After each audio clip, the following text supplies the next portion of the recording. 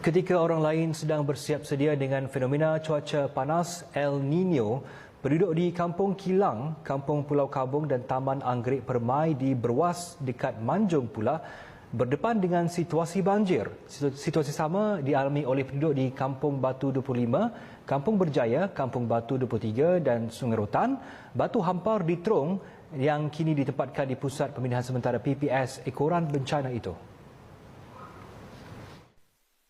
Tinjauan TV Al-Hijrah di Kampung Kilang, Berwas mendapati kampung tersebut dilanda banjir lumpur ekoran kerja pelibaran Sungai Berwas.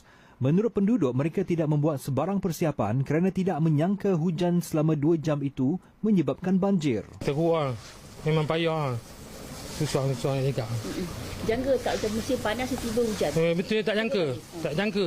Selalunya bulan 12 baru jadi kan. Ini belum bulan 7 dah jadi. Rasa macam benda ni tak mungkin kan.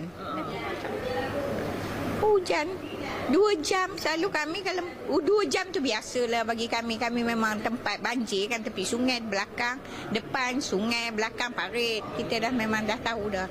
Tapi bulan 6 tak mungkin pasal orang dah kata musim panas kan. Tiba bila macam ni hujan mengejut. Persediaan kita tak buat. Jadi orang kata kalang kibut lah kalau macam orang tua-tua ni kan. Bila masuk sini semalam? Semalam pukul 3 kami masuk. 3 petang? 3 pagi. Menurut Muhammad Firdaus Ismail, sejak projek tebatan banjir Sungai Berwas dibuat 2 tahun lalu, Kampung Kilang kerap dilanda banjir.